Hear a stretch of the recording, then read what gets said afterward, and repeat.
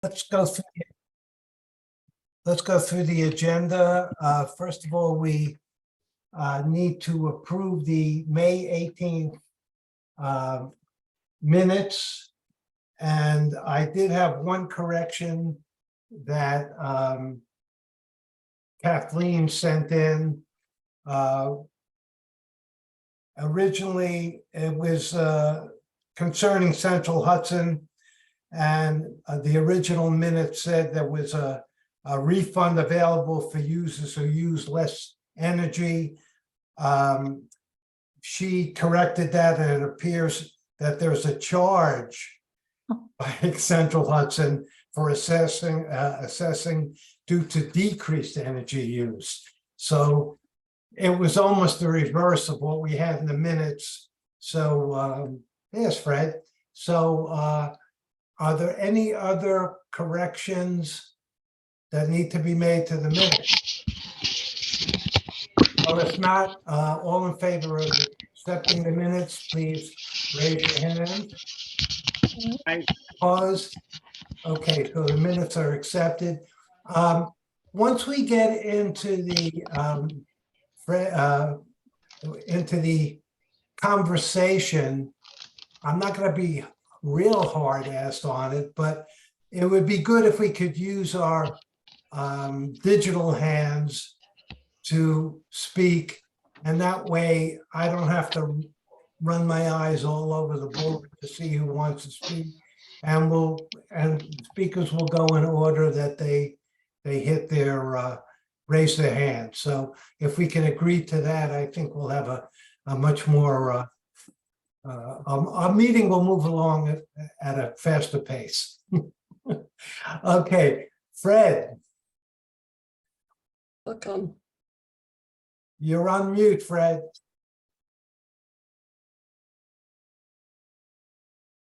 Oh, sorry. Okay. Hi, everybody. Hey. How are we all doing? We're doing Hey, good. Fred. Good. Thanks for having me. Smoke. Well, I had talked to Fred maybe about a month ago and thought that it would be great to have him here and to give us some input. First, of course, on the Whipson Farm, which we've all been working on, kind of an update on where the environmental scoping is and whatever views that he and the town board, and we can include Zach in that discussion, have in terms of that project. And maybe also a little bit, since I'm involved with that, on Bristol Beach and where we are with that, and any other environmental issues that are facing the town, things that you're looking at over the next year or two. So I'll leave it to you, and we'll hopefully we can get about 20 minutes to a half hour to hear from you and have us ask some tough questions. Okay. I'll start with Bristol Beach, since that's the last thing you mentioned. And there's actually finally some optimistic news. As most of you know, Sorgetes was entered into an agreement with Palisades Park to improve access and utilization at Bristol Beach. And there was a change in leadership at Palisades Park. And when we made the round of improvements 3 years ago, they did not like the scope of what we were trying to do. And they put a pause on us. We met on site. It didn't go great. They were very concerned that we hadn't been sensitive enough to their perspective, and they got hung up a little bit without me even realizing it until the conversation we had last week about some of the proposed uses that were in the agreement between the town and Palisades Park. So we met, we talked over what we would like to do. We talked about potential shade structures down in the meadow area and some handicap accessibility down there. which would involve using the new driveway in. They seemed open to that, but they want a memorialization of that in writing and a definition of how much use we are proposing for that. They don't want it to become a roadway, so to speak. They also were excited about our ideas for redeveloping the narrow gauge rail line bed into a walking path that would connect to the driveway in and the walking trail along the water, and improvements to some of the other ATV trails so that they would welcome recreational activities.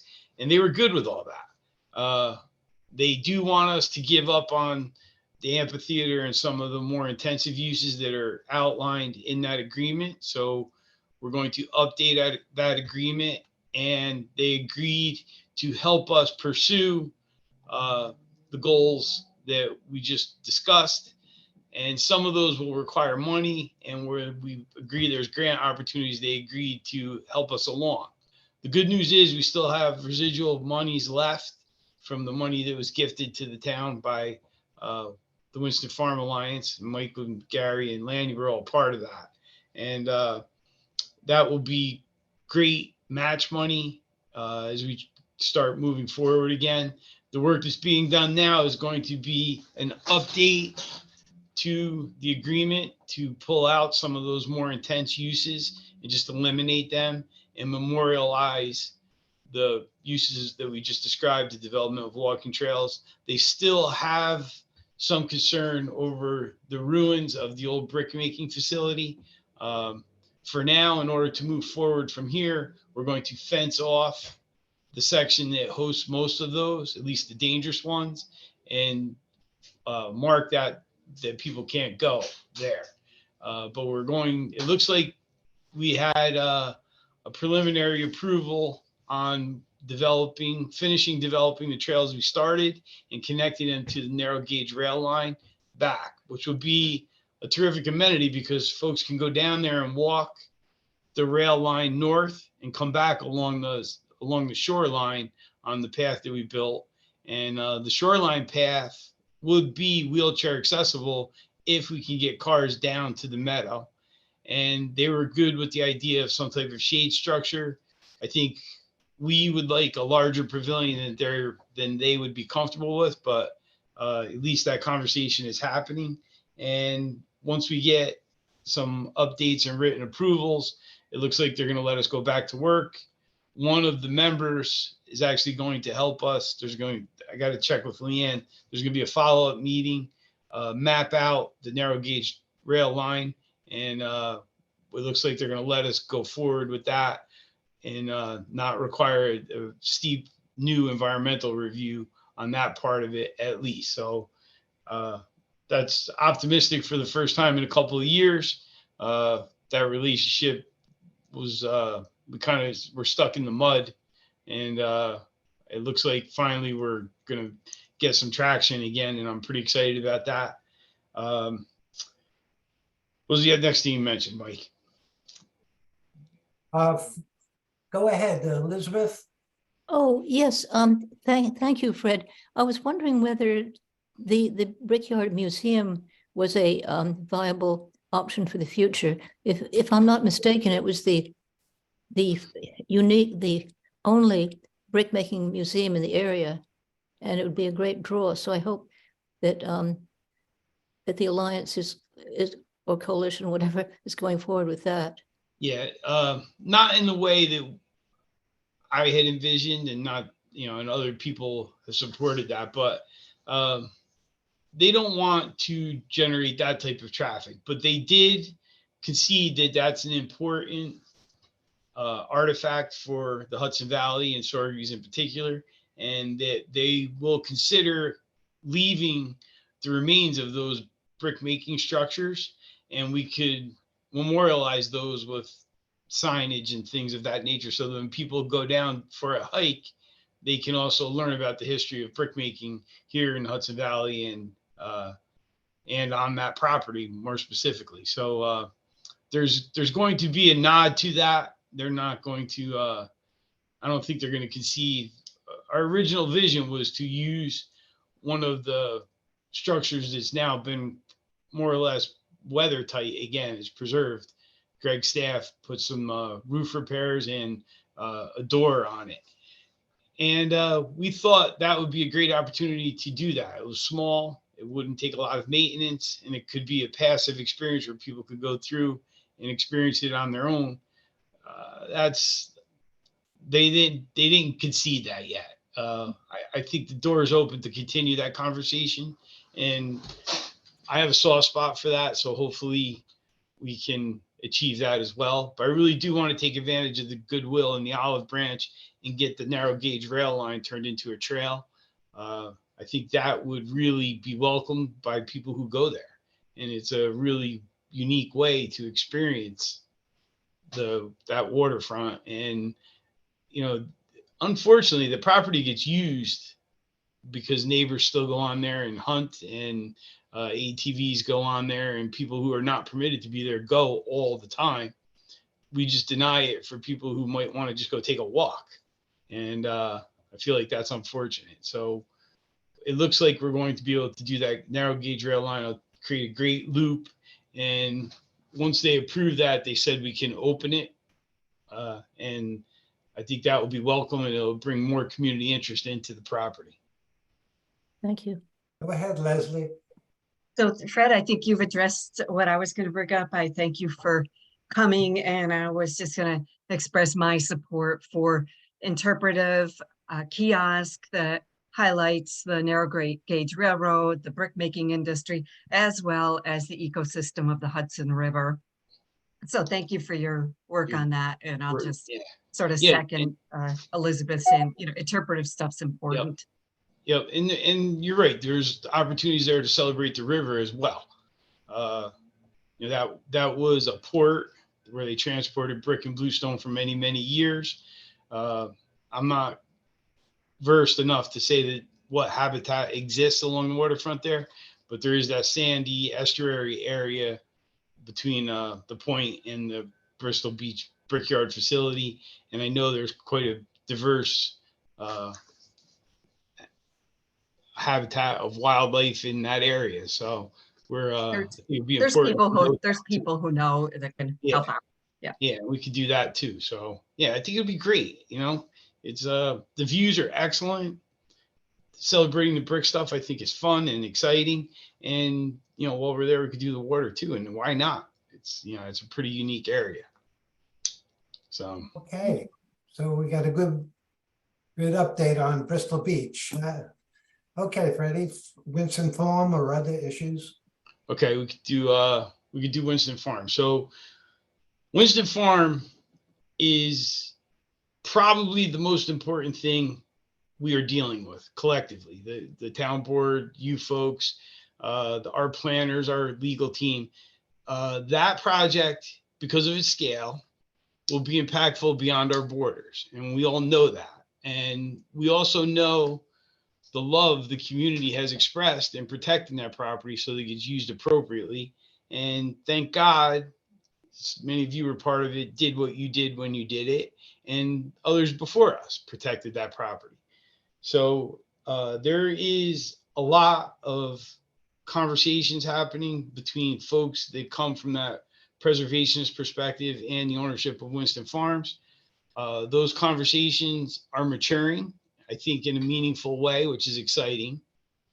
But on top of that, the owners have engaged a whole menu of planners to collect the data that's needed to do the environmental impact statement. And a lot of that is maturing. The water study, I was told, was very successful. And that obviously is going to be a pivotal part of it. And the other studies are maturing as well. We could get something back from them later this year. That's probably a little bit optimistic because the scale of everything is so large, but the traffic parts, the water parts, those kind of big pieces were able to be done in a meaningful way. And also some of the habitat work, the timing was pretty good because they made it through the season when they can inventory Indiana bats and bog turtles and some of the ones where it's very time sensitive to get that information. So that's all happening as we speak, and it's really exciting. It has become clear, not just to us, but to the owners, that a zoning change adopted by the town board will not enable development from 32 all the way up to Northwoods Road. The current zoning allows that. And for the town board to adopt new zoning and replace that, it would have to be better. And when we say better, that means it nods to protecting significant portions of open space. It nods to the environmental concerns that we all have advocated for. It nods to a blend of housing that acknowledges that there's a housing crisis amongst low and medium income families. And we want something that's going to have that live, work, and play feel. I think we don't want to create a competitive scenario with the village downtown, but I would like to see something out there. There's a project in Poughkeepsie on the east side called Eastdale, and they just welcomed a station for the ambulance to be on site and serve not just that facility, but the community around it. They have coffee shops and restaurants and delis and doctor's offices all on site. They have a dog park. They have really meaningful amenities that not only improve the quality of life for the people who ended up living there, but they are destinations for the surrounding community as well. And I think for us to consider a zoning change on Winston Farm, we have to check all those boxes as well. And it's totally doable given how much land there is and the appearance, unconfirmed, albeit for now, that there is adequate water supply to sustain something like that. So I think when we get to study back the go forward from that moment, if there's not intervention by other stakeholders who can do preservation in a more meaningful way than we can, we would use the zoning opportunity to say, if the property study said the property could sustain 100 units or 1,000 units, whatever the study says, we would say, okay, we will amend the zoning to sustain 90% of that. And we want you to do it in a cluster type fashion that combines those amenities into one place, and we'll give you scale for buildings that's not necessarily in our other zoning laws, but the point of the scale will be that you can employ then economically geothermal and other alternative energy sources. And that's the paradigm that we're going to look at that study from and kind of come up with a solution that would afford them a density that makes sense economically, but preserves a substantial amount of habitat and open space. And then for where the buildings are going to go, we want to do that to the highest standards that we can legislate in. And I'm very optimistic we can do exactly that. And I'm going to embrace that process and try to get the best outcome that we can. Great. Skip, question. So Mike and I went down to see Eastdale. Yep. And although it's much of what you say, the housing situation is actually not something at least I'd want to see there. All the housing is rental. There's no home ownership. And the cost and the aesthetics of it are quite barren. A lot of vinyl. It looks like modern day projects. Yeah. It's very plain. And even the grass is astroturf. So we should be very careful, when we say Eastdale, you should go down and look at Eastdale and see what there is there and see how much of that model we want to follow. Because I would think that part of the thing about low income and middle income housing is ownership is an investment in your future. And when you have to rent, you have no investment. Yep. You just have a place to live month by month. So that's one thing about Eastdale that we should be aware of. So, And, you know, in my provide- comments, when I mention a blend of housing that reflects moderate and middle income families, that was the subtle point that I was trying to offer. I think, you know, if we're going to just build, you know, X number of luxury condominiums, that's great for the people that are going to benefit, but it's not necessarily going to achieve the goals that the community needs. So I think when we get to that conversation, there's going to have to be a blend of housing opportunity that checks the boxes that we know we need to get to. Okay, good. And I agree with you on your observation about the architecture of Eastdale.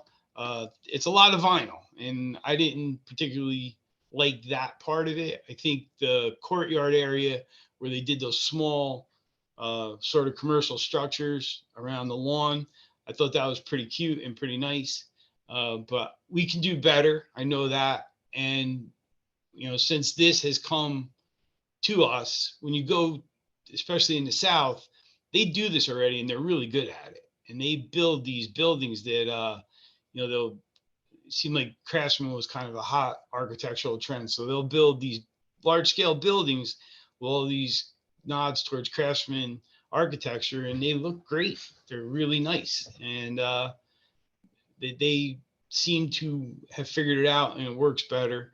And we can learn lessons from them and do a, you know, I think when I talked to our planners, he kind of felt, you know, there's a nod in Saugerties towards a federalist type of architecture here that kind of reflects our history. And he thinks that that should be incorporated, but our architecture is also diverse. So, you know, where you'll find a lot of brick and stone structures, you're also going to find wood cladding and things of that nature. So he felt, you know, maybe we would want to make that look like the rest of the town in some way, architecturally anyway, and say, okay, we want only this percentage of building to be cladded in this, and the rest of it, we want it to be clad in that. And that way there's some diversity in the architecture, or we might just agree to do one specific style. But I would be disappointed if we ended up just approving a bunch of vinyl sided structures. I don't care how many roof peaks you put on it, it still is what it is. Well, also the nature of ownership Yes. should be. That's all. I was surprised that there was all those buildings. There was $1,500 to $1,800 single bedroom apartments. There were $2,000 to $2,600 two-bedroom apartments, and there was $3,500 a month like connected housing, but none of them were ownership. All of it was rental. Rental, yeah. I don't think that would suit the community's goals for that property, because we need, we have a lot of single family homes and a lot of opportunities for more single family homes. So over there, I sort of shy away from a large percentage of property being used as an estate lot. I think we have plenty of that in Saugerties. And we don't have a lot of condominiums. We don't have townhomes per se. So there needs to be a blend and a mix of housing opportunities. And I'm not opposed to some percentage of rental. I think that, an affordable rental portion of that is going to be an important component as well. But a mix that kind of reflects the needs. And there's a lot of great work going on inventorying our housing problems here in Saugerties, and we will have even better data by then than we do now to kind of make a fairly well-educated decision about what mix of housing opportunities will best serve our needs. That word mix is what I want to hear. Fred, can you, based on the water studies, I think that's something that interested all of us. Mm-hmm. What relationship will that water have to the town, to the village? How does that actually work?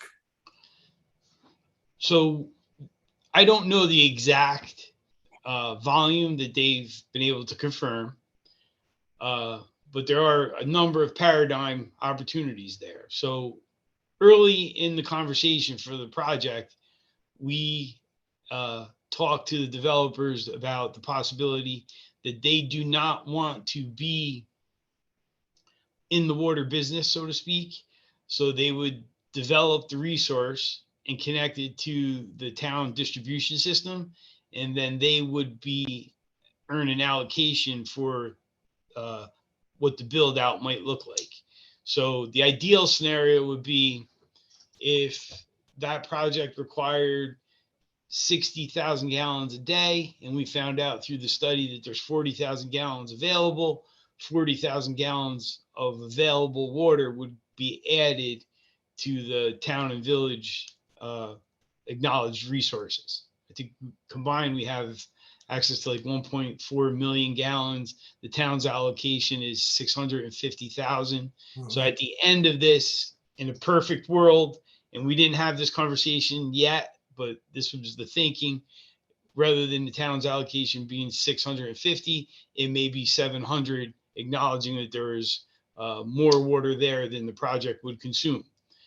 If we find out that that project is going to need 60,000 gallons of water, but the resource can only provide 50,000 gallons of water, we would have to go the other way. Then we would tell the developers, the baseline for your development is you can only consume 90% of the available identified supply.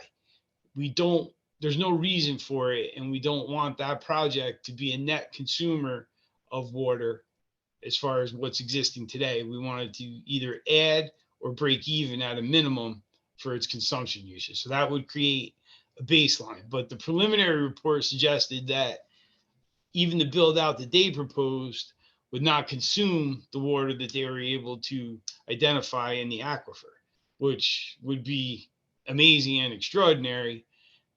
Then we would not have to use water necessarily as the baseline for how much density we would allow. We would use other metrics, traffic, and it's not the only, it's probably the number one box we have to check, but it's not the only box that will define how much development opportunity exists there. Any other questions on the Winston Farm?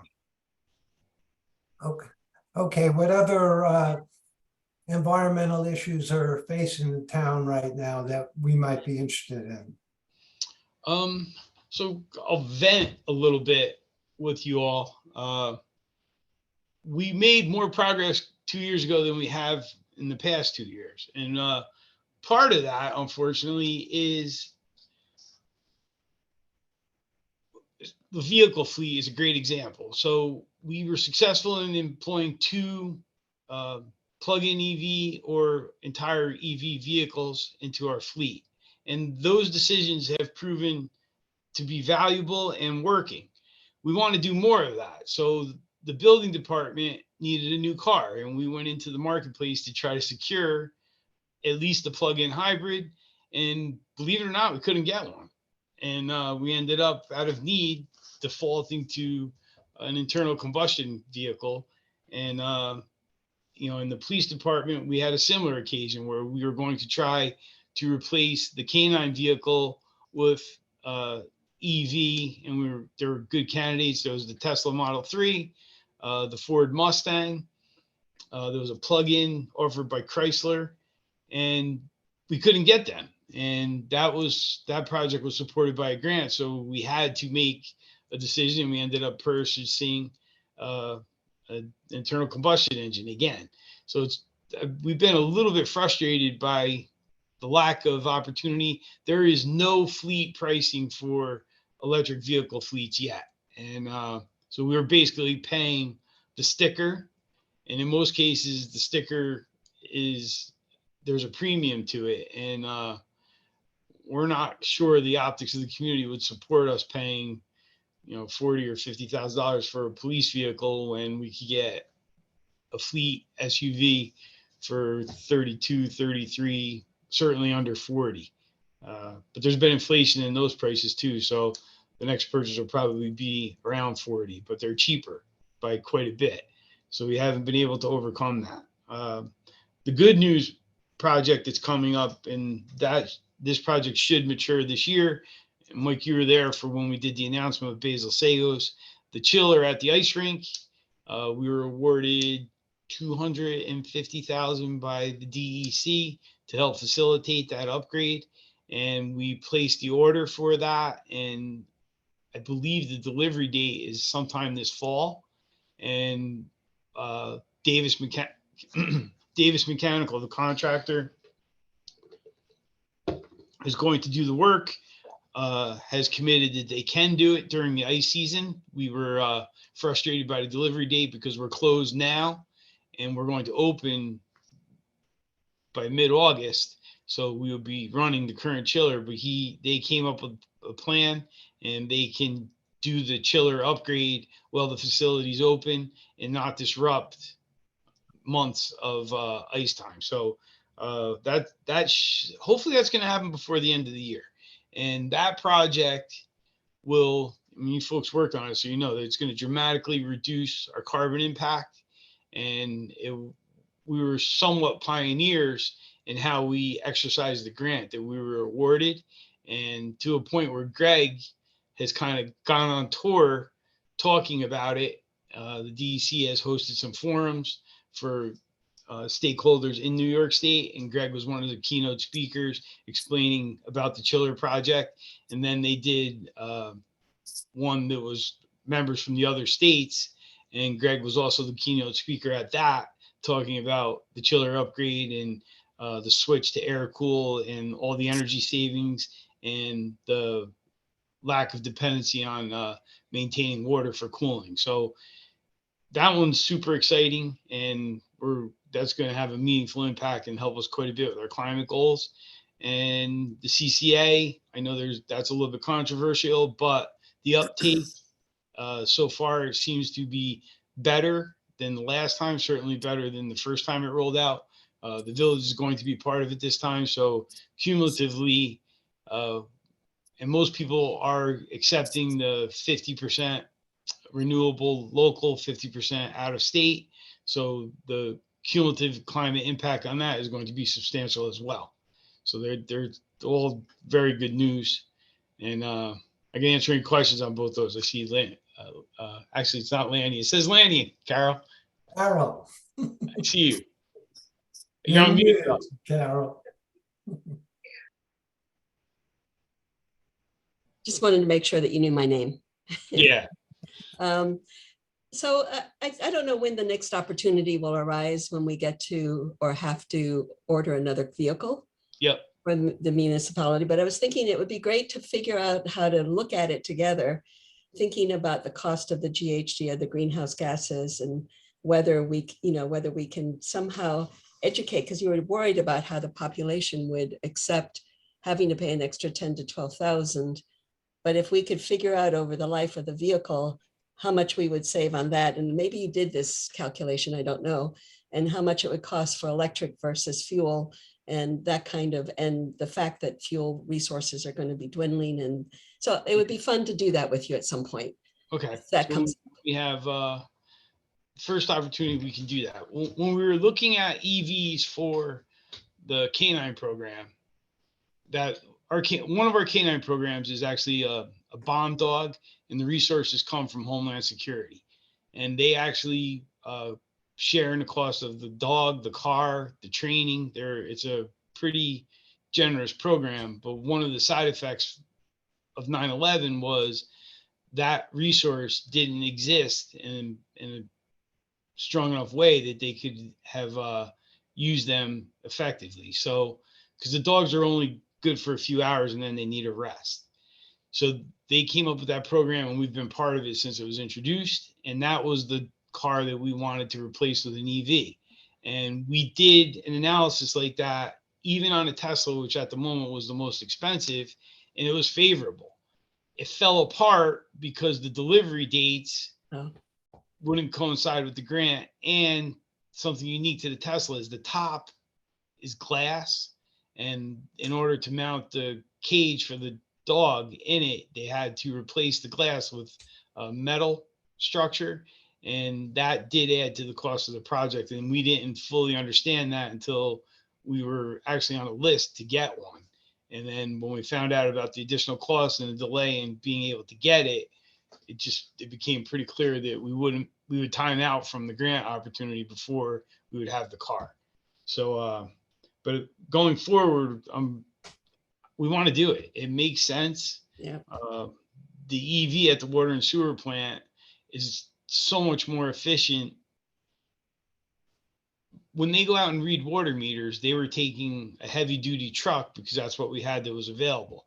And when they do that now, they just take that little EV, and the cost comparison to driving a heavy duty truck with a toolbox and a crane versus the EV, it's insane. Right. So that has definitely saved us money. And that car's been mostly trouble free. It's a Bolt, and unfortunately they're going to stop making those. And one of the problems with that for police purposes and some of the others, it's too small and it doesn't have any off-road capability. So for the building department, they're going on construction sites, so they need a decent amount of ground clearance and preferably all-wheel drive. And I understand that. So we ended up getting them, I think, a Ford Explorer, because that's what was available on state bid. But Mhm. the EV thing, we really want to mature. I think that will save us money in maintenance. It'll save us money in energy, and it'll help with our climate goals as well.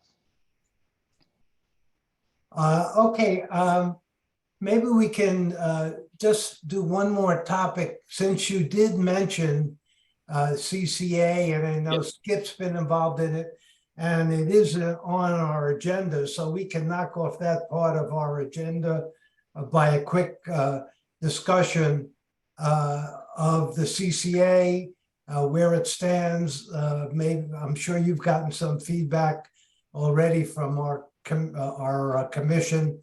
So what's your sense of the program now, the sign up, if you know, what's going on? So the feedback I've gotten from the folks at Community Power is good. They're more than pleased with the take-up rate. The calls, I was liaison this time, were a lot, but nowhere near the scale that we experienced the first time through. So folks have become much more accepting of it in spite of the opt-out portion. And I think this program, as long as the provider keeps their word, I think this program is going to be very successful. The take-up rate was, I feel, excellent. And nothing but optimism, to be honest. Even the conversations I've had with people who were very upset about the opt-out, we were able to talk long enough that they understood what we were trying to achieve. And I told them, you're free to opt out.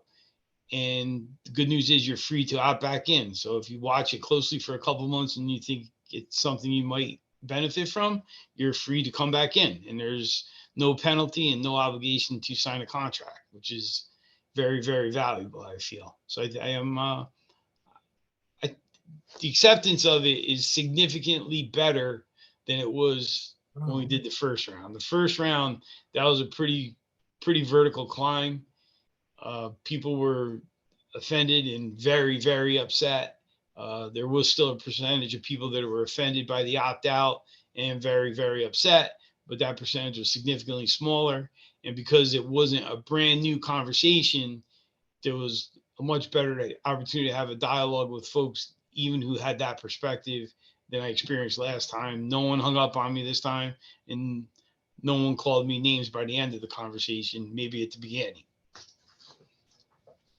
Okay, Skip, go ahead. So I can add to that. I was the liaison for the village, and similar experience. There was more calls. The percentage of people who were pissed off at the opt-out was much less. People were much more willing to listen. There was 2 meetings. There was meetings early on, but the 2 last meetings were on May 25th and May 30th. I was at the 25th, and there was probably 20 people there. Yep. They asked very reasonable questions. And although even with the fact that the rate was not nearly as advantageous as the first time around.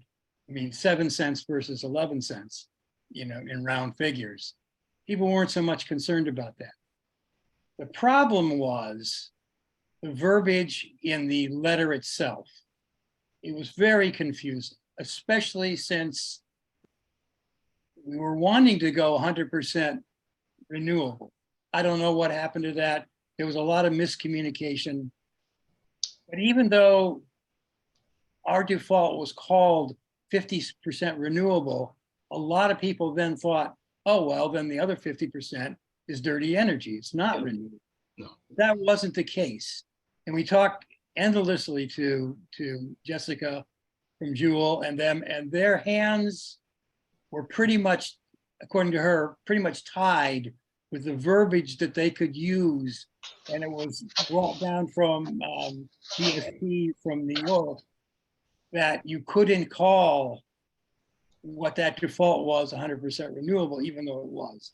And Yep. there's a whole bunch of politics involved in that. So even today, I spoke with her, and there was supposed to be some indication on, she had written some stuff that their legal team said they could get by with. See, they're mandated to stay within certain terms, certain limits on their verbiage. And they have a whole legal team that actually part of what they do is deal with those limitations. She thinks it's politics. She thinks that they're trying to say anything out of New York State really isn't renewable, but they can't say that, you know. But Jewel wasn't allowed to explain in larger terms. Although the town, the CAC, the village is allowed to explain it. So I thought that there was going to be, she had written some stuff that was within those confines. Just a minute, this is important. Hi, Aaron, can I call you back? I'm right in the middle of it. Yeah. Okay. Can I call you back? Yes, call me back in 45 minutes. Got it. All right, thanks. Okay, I'm back. I'm sorry, that was the doctor. So there was some confusion also on what was going to be sent to the website. Nothing got put on the website, and nothing also got put on Hudson Valley Community Power's website to explain that 50% meaning. So that's got to be straightened out. I mean, June 9th is come and gone. So it's the horse is out of the barn, but people still should be informed about what that really means. So that is an important thing to think of, especially if some people are going to want to opt in. There was a lot of people who were relieved to find out at the meeting, oh, I thought I was going to be buying into 50%, you know, dirty fuel. I'm really happy. I'm really not going to opt out now. So maybe some people, certainly not a large percentage, but maybe people with that knowledge that what we're actually getting is 100% renewable, 50% from within New York, 50% from without of New York. Maybe that'll encourage more people to opt in. But that was the biggest bugaboo, that verbiage in the opt-out letter, and how it was laid out was not good at all. So in 2 years, let this be a lesson. That opt-out letter, that letter should be really looked at and cleaned up as much as possible. Now there's an opportunity, Jessica said, I fought him tooth and nail, but I only can go so far. That if the townships or the CAC or other entities who were principally involved in this writes the DSP, and she's going to send me the address and the person to whom address this, saying this letter really confused people. This letter was basically dishonest. You know, she can't say that to them directly, but I mean, it was dishonest because they wouldn't let them say that you're getting 50% renewable for out of state. So I think one thing that the town should do and the CAC and the village should do is all write letters and complain about that, because that's going to make a huge difference next time around. Okay. Understand- Yeah, that's an action we can take now. I agree. Skip. That letter caused confusion and elevated concern amongst us who do this partially for the environmental benefit. So yeah, I agree. And there's a lot of regulatory work that still needs to be done to make sure that these programs are successful, and when they're successful, they'll breed new programs. If the experience we had last time is the norm, people are going to shy away from it. And even though it was successful while it lasted, there's some folks that were skeptical. How do you know this company is going to fulfill its contract? And I'm like, well, we've been assured. We did a better job with inventorying their finances, and we've done some work to make sure regulatory that they can't do what they did last time. But people are smart; they'll come up with another way to game the system. And regulatory agencies have to be on top of that and make sure that what happened last time or something like that doesn't happen again. Even some folks that subscribe to this for cost savings measure or environmental perspective or both, they were a little bit concerned about signing back up because of how the last one ended. And for the ones that I had a chance to talk to, I think they agreed to try it out because they could opt out in 2 months if they wanted to. Okay, well, Fred, thank you very much. You really Thank filled you. us in. You took more time than we ever thought we were going to take with you. And I appreciate you giving us the time. Yep. Thank you. Thanks for having me. If Zach wanted to add something before I go, he's welcome to. Zach, why don't you you have anything to add? Sure. So just in terms of the CCA, I actually would like to just reiterate that the reception that I've received with, if you want to call them constituents, people that I've spoken to personally about the program, I would have to say that my experience is mimicking that of Fred's. Even though there still is some frustration and reluctancy surrounding the opt-in, opt-out portion of the program, the reception to what the town's goal overall is in terms of energy savings, carbon emissions, things along those lines, renewable energy resource, the reception overall, in my opinion, is better. I still have spoken with a lot of folks who are opting to opt out initially, but they seem to be very open-minded to opting in the near future if in fact there is a cost savings associated with those who are opting in. So I will say I think overall the reception is better. And I think a lot of people are trying to have a better understanding as to what the town's overall goal is with this program. So again, that's been my experience as well. And so I just wanted to kind of add that and mimic to what Fred kind of already laid out. Okay, thanks. And thanks again, Fred. All right. Thanks, everybody. Take care. Talk Aussie soon. Bye. Okay, let's get through the rest of this first meeting. All of you received or should have received an email concerning this climate fair, Ulster County Fair. If you go back and look at your emails, I just looked at it and there is a Zoom on June 20th, which is kind of an education thing as to what they're planning to do. And there's also a Google sign up form on that. So in terms of that fair, if any of you have an interest in it, take a look at it. And maybe we should, I don't know exactly what the date is of that, of the actual fair. Does anyone have that in front of them? I'm not sure, but we'll double check and then maybe some of us could get down there together. So that's in terms of the fair. Let's jump up. I'm going to change the order a little bit.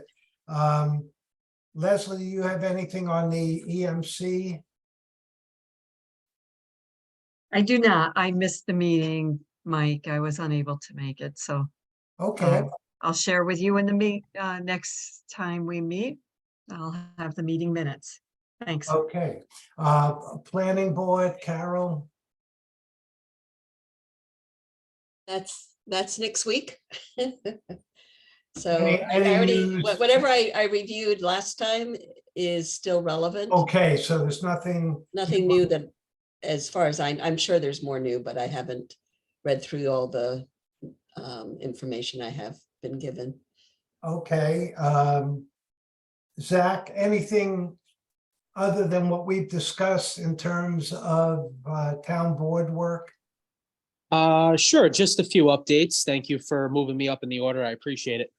For those of you who are familiar with the Berkeley Heights area, there has been a considerable amount of outreach to me personally regarding the need and want for upgrades to the J.C. Field Park over in the corner of Berkeley Heights. I've personally, over the past X amount of months, since my wife and I have bought our house, which is adjacent to that complex, there's an incredible amount of young families in this area. A lot of young children are utilizing this park every day. I have very rarely seen the same faces twice. I think that's a good thing. I know a lot of our other satellite parks in Saugerties have received some upgrades. They've received some love and attention. And I'm going to be working very closely with Parks and Recs and Greg Charvis, who I appear to have his full support with this, as well as the Parks and Recs committee, to allocate some funds for upgrades to that area, as well as explore some new grant opportunities that Greg and his team have been very kind to begin the paperwork on for me. I just want to make sure that everybody in this area, in this neighborhood, has a reputable park to be able to go to, and I think some attention to this area is long overdue. So be on the lookout for that in the near future. The pickleball courts, Cantine Field, as well as the dog park adjacent to Cantine Field, both are nearing completion. Greg spoke pretty well about the completion of the pickleball courts. The Parks and Recs crew are stretched a little thin in terms of staffing and the amount of projects that is currently on their docket. But both projects appear that they could be completed in the month of July. Mr. Ivino was very kind enough to get some, I don't want to say outdated fire hoses, but some fire hoses that are no longer in use. And he was kind enough to have those donated to Parks and Rec so that they could be used for the irrigation system at the dog park. So I think that will really help expedite the process. So again, both of those projects could be completed within the month of July. That's a rough target completion for both. I did reach out via email to the other board members. I have not gotten any feedback yet, but I personally want our local law surrounding the short-term rentals revisited. At the time we opted to pass this law, I think all of our hearts and minds were in the right place. However, I think just 8 months later, whatever it may be, 6 months, I think it's in need of an amendment. I am all for short-term rental operators. I am all for people supplementing their income. I think it's a wonderful thing. I do it because I need to do it. But I think that the town would very heavily benefit, at the very least, from a cap being imposed on the short-term rentals. This is not something that I was in favor of when we initially passed the law. My opinions on this have changed. I think, I don't think you need to be a Harvard graduate in economics to understand that the more of these properties that are available that are snatched up and used for this effort is going to organically drive the cost of rent and the cost of home ownership on the properties that are available that are not being used for that purpose. So I'm hoping that with the concerns that I shared with the rest of the board, that there'll be at least a consensus to move forward to revisit this law and pass the appropriate amendment. And I'll be happy to share those updates, as correspondence takes place about the topic. But that's where I'm at with that. Fred spoke very deeply about the Winston Farm project. I was hoping to have more concrete evidence in terms of the studies that are taking place. I know a lot of them are still progressing.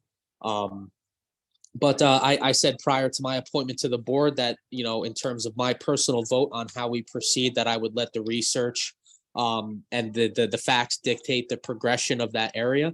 And I still stay true to that. So I will anxiously await the results of these studies.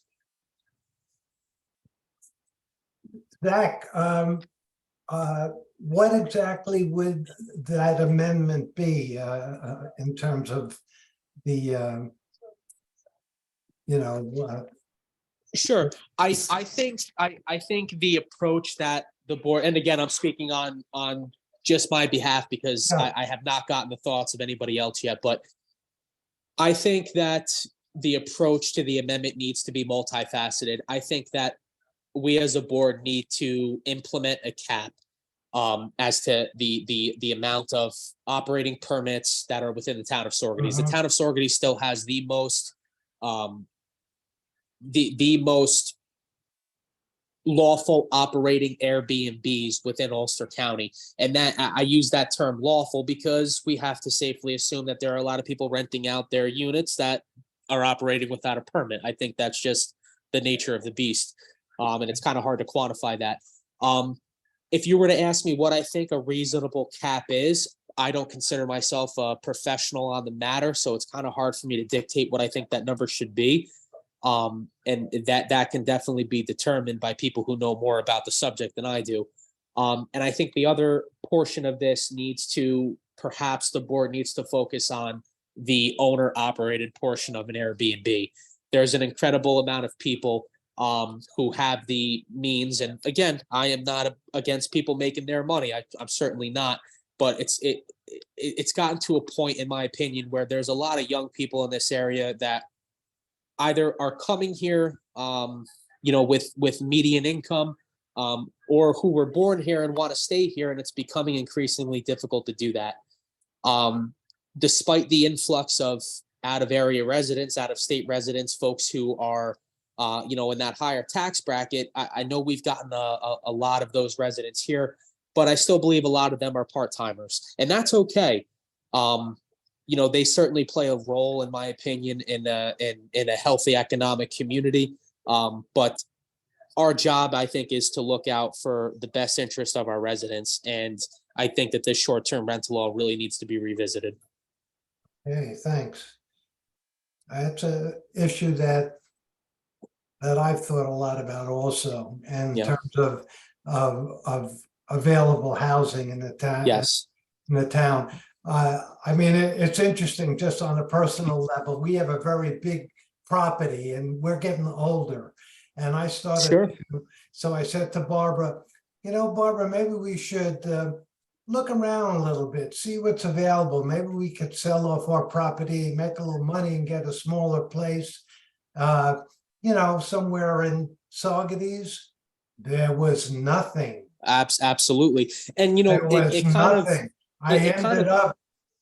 My solution was to pave my driveway so I could deal with the snow for another 2 years. sure. The Sure. issue became very apparent to me Absolutely. as a senior Absolutely. looking for an economic place to live. It's not there. It's not. And I think those comments right there makes this conversation come full circle with Skip's comments in terms of the development of Winston Farms, right? I think Saugerties having the option to have a healthy mix, if that area were to get developed with housing, is great. We certainly need affordable renting. Despite all of the development taking place in Saugerties and Ulster County, and part of my, I think, maturity, in my opinion, is that I think we've actually reached a point of overdevelopment. That might be a topic for another day, but I do believe that they go hand in hand. We need to make sure that we're doing our best in these areas that are developed for housing to provide ownership opportunity. And when I heard Skip say that, it completely kind of summed up the way I'm feeling about the development taking place in Saugerties. I think that's our obligation to this community is when there is development taking place in terms of housing, we have to do our best to make sure that there's an affordable opportunity. And we have to do our best to create ownership opportunity. they're not making any more land. And I've come to realize that we definitely have to cherish the amount that we have and proceed with caution. Great. Well, that's good work. Keep it up. Leslie, go ahead. It is, Zach, I want to thank you, and I want to really highlight my appreciation for your consideration, for your being open-minded, for your ability to assess what's going on and to change your perspective. And I think that's a sign of good leadership. And I just want to say thank you. No, and I appreciate that. You all have always been very kind to me, despite the topic. And I think, it really comes down to what's best for Sorgetes. And, that was the oath I took, the obligation I accepted. And I'm going to vote accordingly. Thank you. Thanks, Leslie. Okay. Any announcements before we close this portion of the meeting? And we have a very short CAC meeting to follow. Any announcements? No? Okay, so all in favor of adjourning this portion of the meeting, raise your digital hands. Okay. All right, very quickly to the CAC meeting. We need to approve the May 18th minutes. I don't think there were any corrections that came forward to me in terms of that minute. So all those in favor of passing that, raise your hands, please. Thank you. Okay. We have just one report that I want to hear. Leslie has said she would fill us in on the Ashokan Reservoir protocols, which involve the release of water into the Esopus Creek. So I was not that well versed in all those issues, and Mary McNamara approached me when she was out of state and suddenly realized that there was nobody from the town of Saugerties to go, and she asked if I would be willing. This was, she called me last Wednesday afternoon and the meeting was Thursday.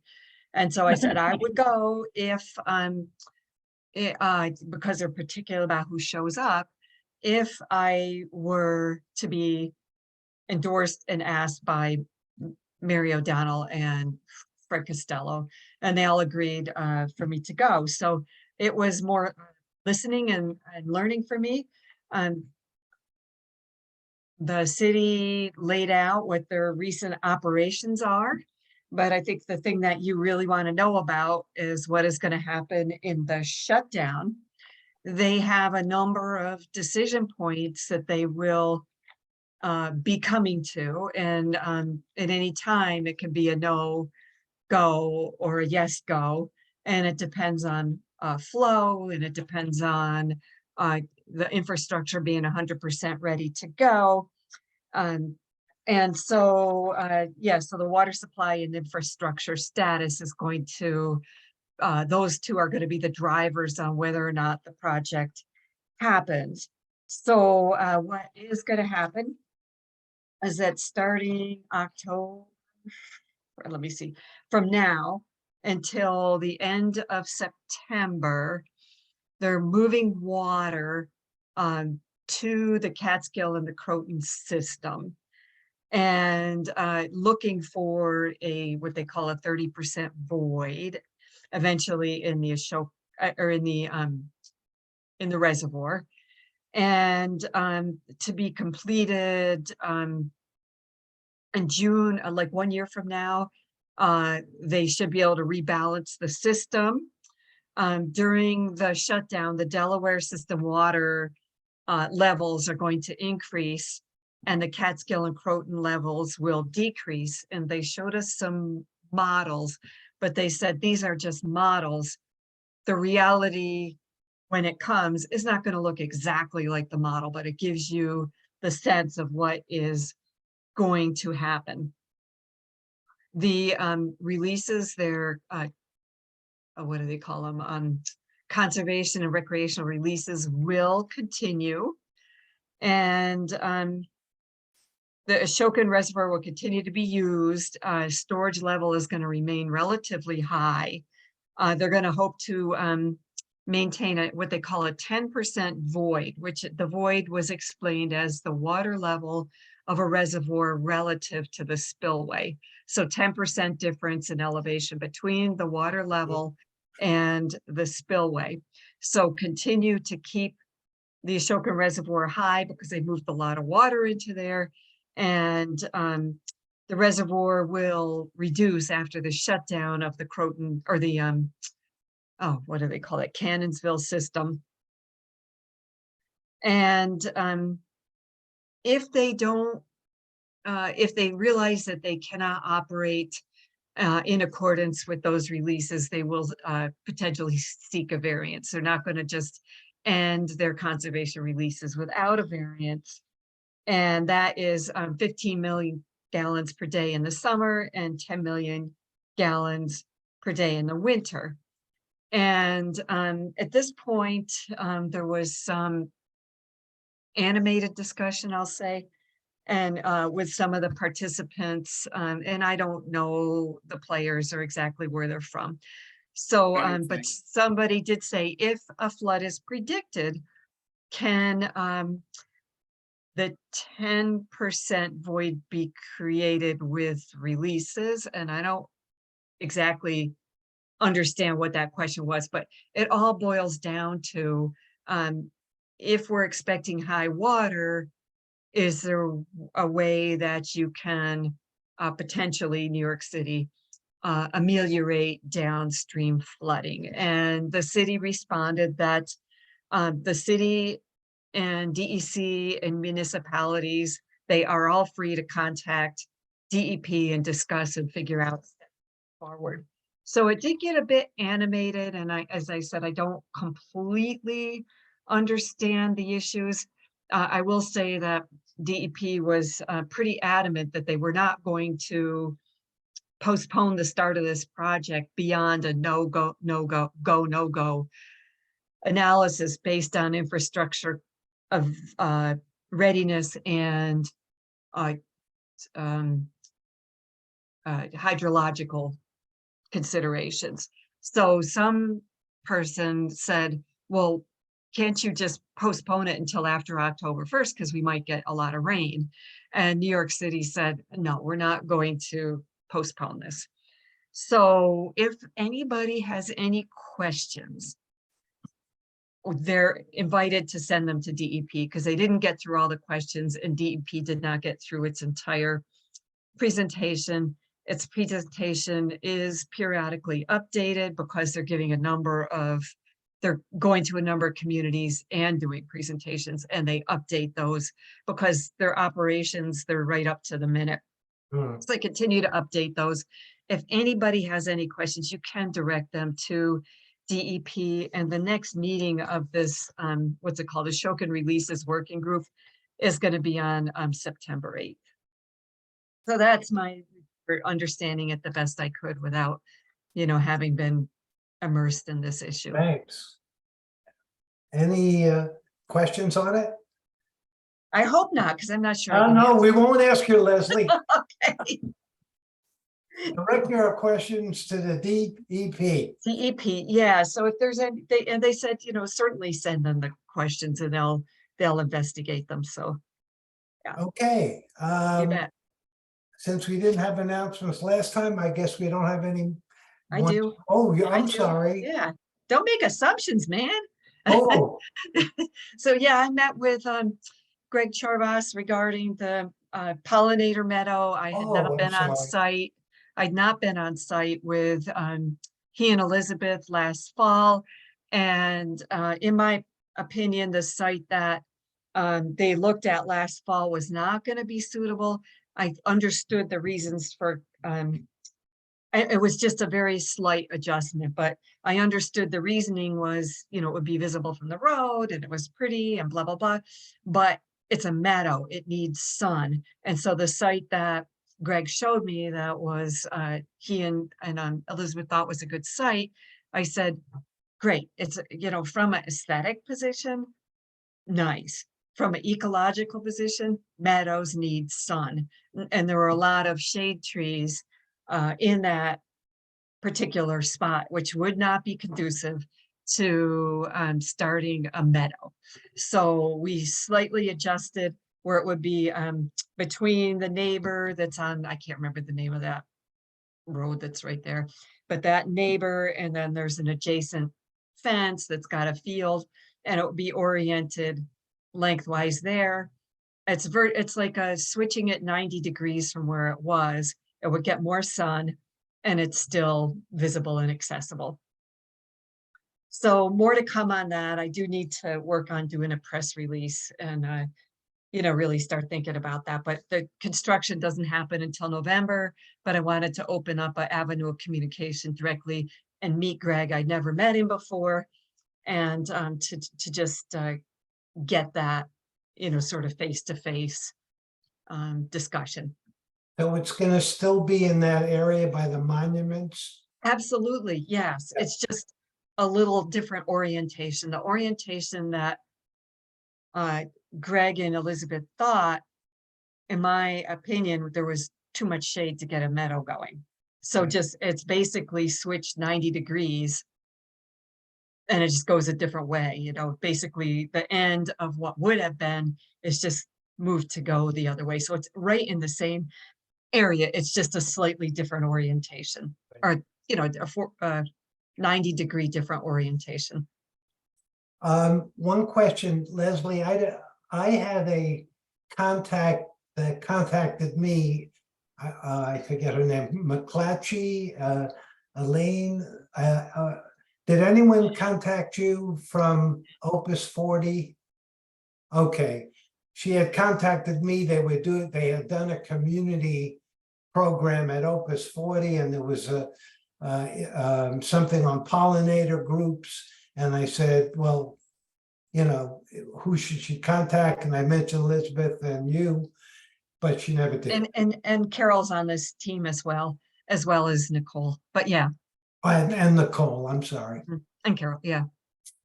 Okay, I think. And I have one more, just, I'm going to Sorry. one more announcement. I I'm am rushing you.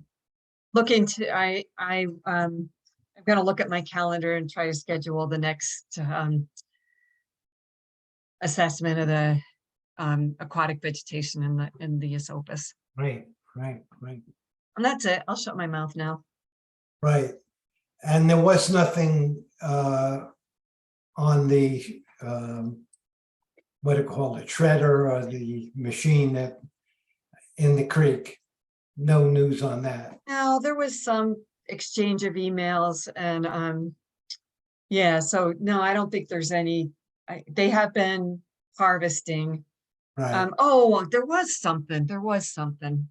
And maybe I made a little bit of an issue, but Good.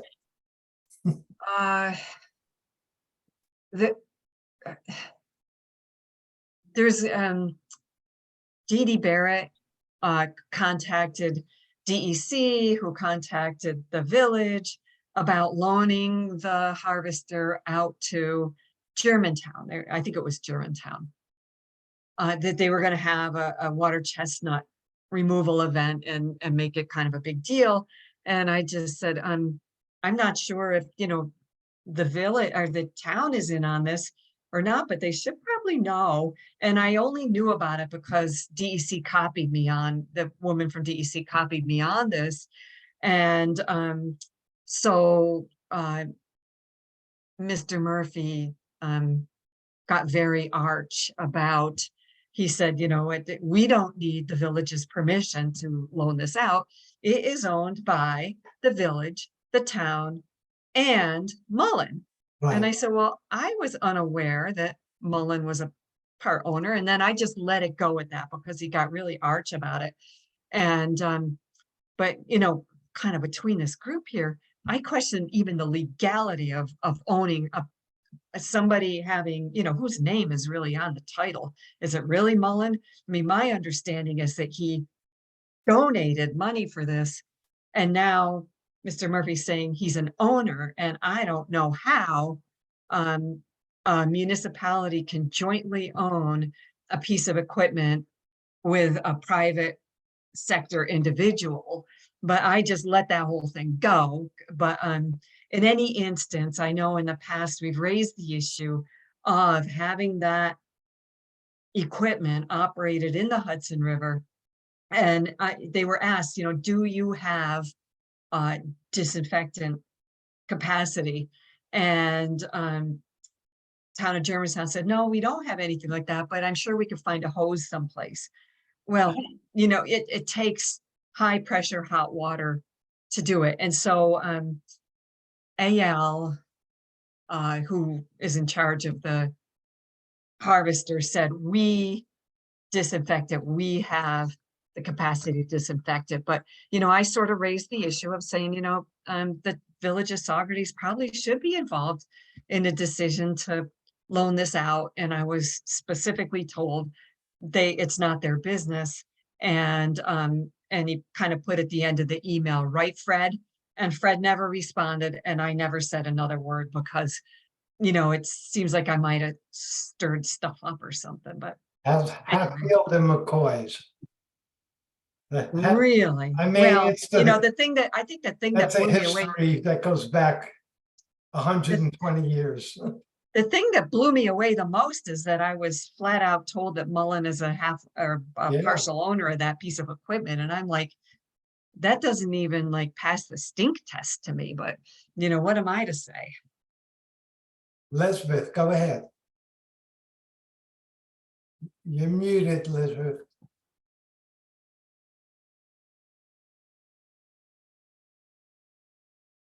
There you go. Thank you. Just to go back for a moment to the pollinator meadow, I was very encouraged that recently the Birds of the Bees Act got passed by both the Assembly and the Senate, and there'd been a huge, whereas last year practically nobody was talking about it.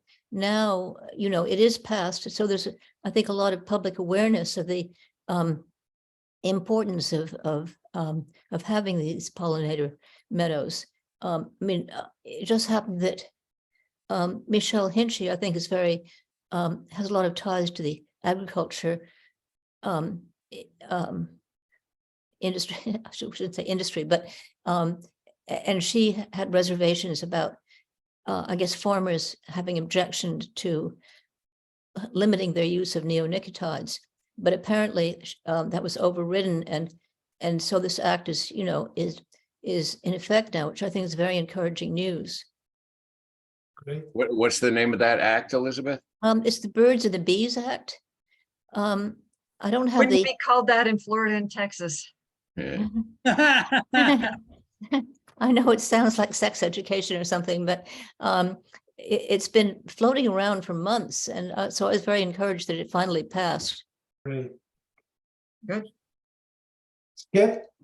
So did you say that Bill Murphy told you that he had the right and Mullen had the right and the town doesn't have the right to say anything about the lending out of this piece of machinery? That's my understanding. And yet I would have to go back and really look at that email. But essentially that you know, that the town does not tell the village what to do with that, because the village takes care of all the expenses, pays the operator, pays the maintenance, and blah, blah, blah. And at the bottom line said, right, Fred? So that Yeah. was my interpretation. I was like, butt out, bitch. Well, it's troubling that he's including Mullen, but not the town. Yeah, I don't know. I mean, Too bad Freddie's still not here. You could really put him on the spot. no, no, that would not be cool. Well, I mean, Well, yeah, yep, or just at least ask the questions, but I don't think it should be lent out. well, you know, in any instance, IL assured everybody that the village has the capacity for proper decontamination. Right. So I mean, there's stuff in the Hudson that you don't want brought into the Esopus. We got enough problems. Right. So I mean, I just raised that as an issue, And just in terms of maintenance, you know, somebody's using this thing. yeah, well, I putting I stress on it. I can't say for sure, but it would seem to me that they would be borrowing the equipment and operators that I can't see the village just shipping the equipment over there and saying, oh, have fun. I think they would, have their operators there to do it. And it was a 1-day thing. And I think it was a, part of Invasive Species Awareness Week and, You stirred up, that kind of, I'm sorry, what? you stirred up a bee's nest. I guess I did. And it felt a little bad because I felt like when I went to the village meeting and I did my presentation and we had a good Yeah. rapport and, he started out kind of snarly and spiky, but it settled down and they thanked me and we had follow-up email.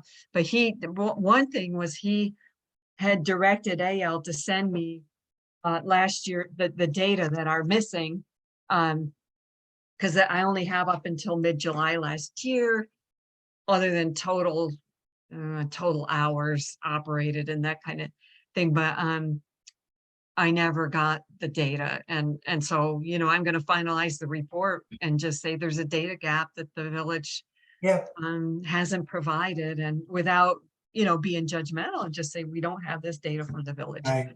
And I did my presentation early April. So now we're closing in on a couple of months, 3 months now almost. I So suppose anyway, I- it felt like it was a little bit of a backstep from, having, I don't know, I think a well, reasonable relationship. Yeah, yeah. I'll be a little bit prudent in my recording of this portion of the broadcast. I think, yeah. Could you that's edit Good out? point. Thank you, Kevin. Yeah, We could stop it at a certain point. Okay, any other comments, announcements before we close? Okay, thank you for your acceptance of me as. Oh, vice. thank you. Nice. Good job, Mike. Good. Thanks for Oh, stepping yeah. up. I'm Pleasure. glad that, Thank I'm you. glad that we got Fred here. He really gave us a lot of good information. That was good. Yeah, thank you. Okay, all in favor of closing the meeting, say aye. Bye. Okay, Kevin, thank you very much for Thank you, Kevin. your work. Use your discretion, dude.